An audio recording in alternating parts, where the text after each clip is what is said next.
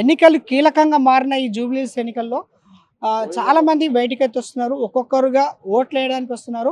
కీలకమైన ఈ జూబ్లీస్ ఉప ఎన్నికల్లో చాలా మంది ఓట్లు వేయడానికి బయటికి వస్తున్నారు.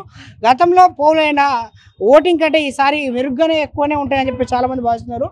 ప్రస్తుతం మనతో పాటు స్థానికులు జూబ్లీస్ కాన్స్టిట్యూన్సీకి చెందిన కృష్ణానగర్ స్థానికులు అవుతున్నారు. ఒకసారి తనతో మాట్లాడదాం.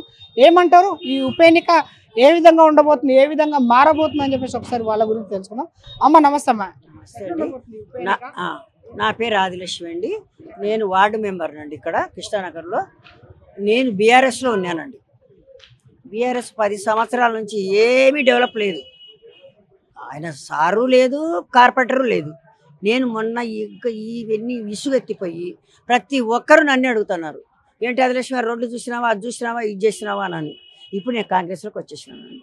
ఇప్పుడు ఈ పార్టీ బాగా చేస్తుందని అనుకుంటున్నాను. నేను నవీను మంచిగా చేస్తాడని అనుకుంటున్నాము. మేము మా కృష్ణానగర్ చాలా ఇదిగా ఉందండి. ఎందుకంటే చాలా సంవత్సరాల నుంచి కూడా ఇట్లనే ఉంది, ఏం డెవలప్మెంట్ లేదు. అందుకని నేను ఏం చేశానంటే బీఆర్ఎస్లో నుంచి ఈ డెవలప్మెంట్ కోసము వేరే పార్టీలోకి వెళ్ళిపోయాను. రోడ్స్ ఒకటి, డ్రైనేజ్ ఒకటి, వాటర్ ఒకటి, అవన్నీ.